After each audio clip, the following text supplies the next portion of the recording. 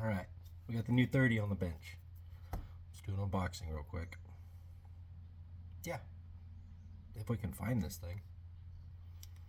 Now where did I put that thing? No. Oh, there it is. That is tiny. All right, here we are. The SCX30 Ford Bronco. Let's do a quick unboxing of this thing. Quick review. I'm not going to dive into too big of details. There's plenty of videos out of that already. More so, I'm just going to give you my thoughts, my opinions, what I like, what I don't like, and then obviously we're going to do some real running footage of this car. No foam, no concrete. It's going to be on real rocks. So let's dive into it. Let's open her up. All right.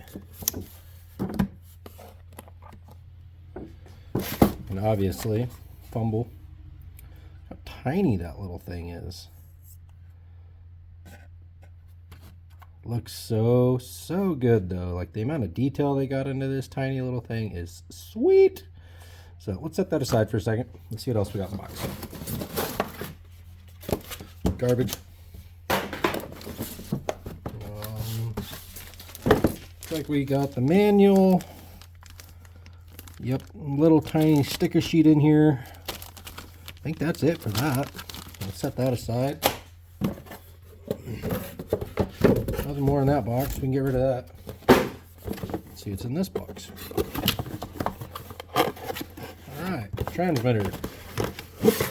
Same spectrum transmitter we've seen with plenty of the other cars, the SLT2. Comfortable. Small enough you can drive one-handed. So, it does the job. Oh, what do we got here? We got a bag of goodies. Looks like some little extra wheel nuts. Little clear lenses. I imagine that will be for the tiny little light bar there. We got a spare lens for that. We have the extra flat sliders on the side. We got the little tool for the screws as well as the wheel nut. And then all of the extra pieces to remove the rear tire carrier. Anyways, we're not interested in all of that. Let's open this thing up. Here's a quick comparison for you. Obviously, we got the 30 here. This is a semi-stock Ford Bronco. Obviously, wheels and tires are different. Shocks are slightly different, but the wheelbase, everything is stock. You can see, literally, like we can put this thing on the roof of that car, and it stays there. So, yeah, that's a good scale right there that'll show you just how small these things really are. All right, let's pop into this thing. First of all and foremost, outside. Looks good. We got some Mickey Thompson Baja Bosses on here. They have foams in them, which is super surprising for something this small. I mean, that's nice. Let's get into the body, huh? Oh, and it's pretty stiff getting it off there. It feels like you're gonna break it to me. The body mounts, we got this little hook back here. It just goes right into a little keeper in the back of the frame, the chassis, and you got these two little clips up front here. They clip right onto these little nubs here. You know, pretty straightforward with this body. You got your lenses, front and rear. They are open. Your lights are mounted to your chassis. You got your headlights. You've got your tail lights. Sure, lights aren't what most of you are actually interested in, so let's look at some electronics here. We see an 88 turn axial brushed motor. I am fairly certain it's the same motor that they've used in their 24th scale cars. At least it looks the same with a different sticker on it. Same size, same everything. You got your little tiny 2-in-1 ESC sitting right here on the side. ESC receiver. As well on the other slider you have your tiny little, I believe it is a 2-cell LiPo. Let's open it up and check it out. Yep, little 2-cell 160 milliamp 30C LiPo battery. Fits right in its little pocket and gets tucked in with a little rubber strap. And onto the chassis.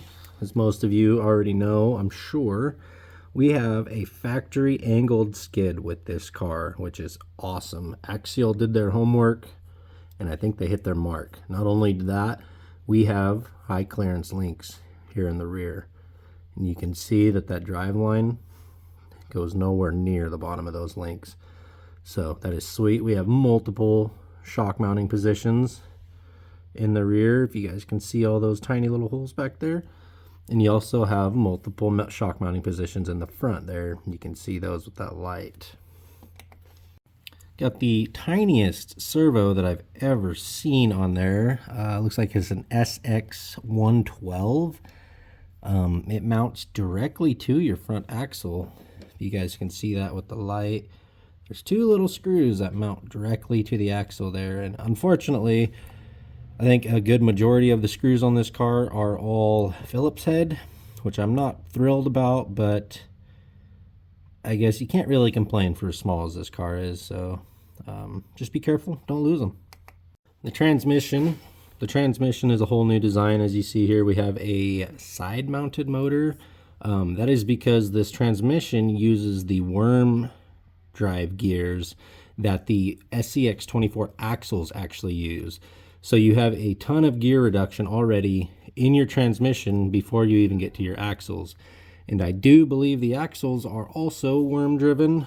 Obviously they're smaller. They couldn't reuse their axles, their old gears for these axles, so they had to design something new there. Now I've seen some people mention these little studs back here. You can see there is double ball studs back here for your upper links, and from what I understand, that is for multiple link mounting positions for a link riser that is built in. Axial offered that from the factory, so if you wanted to raise your links, all you got to do is pop them up on that next ball stud. Done. You have a link riser already built into your rear axle. Now, I don't think there's really a ton more to be said, really, out of the box. I mean, obviously, I'm sure you guys just want to see how this thing performs and what it does. So let's get the body back on it real quick, and I'll show you what throttle control we have, what kind of steering angle we have, and then we'll get into some running footage. You got your headlights, not bright at all, more for looks. Got your cool little tail lights in there. Steering. We got pretty decent steering angle for being so small. How strong is it? It's tiny, so it's obviously not super strong. Let's do some wheel speed. Let's see what we got. We'll get it off this box. And obviously it's an 88 turn. It's worm gear, so it's not going to be super fast. But it scoots for being tiny. Throttle control. Right there's about as slow as I can get it to go without playing with the trims here. ESC is a little noisy, but it's not terrible. It's manageable. So let's see what kind of articulation we can do over some benchtop obstacles. We'll use a DeWalt battery and some tires. So let's see what kind of throttle we have. Throttle response is actually really good for being so small. Plenty of articulation for something this tiny. I mean, it gets around just fine. We'll go up the big tire side, see if we can get those front tires up. Perfect. Will it pull itself up right here? I don't know if we got it on the back there. We'll bump it though. Alright. So anyways, that's enough of the boring stuff, you know, bench top shenanigans. Let's get it on the rocks and see what kind of performance we can actually get out of this thing right out of the box.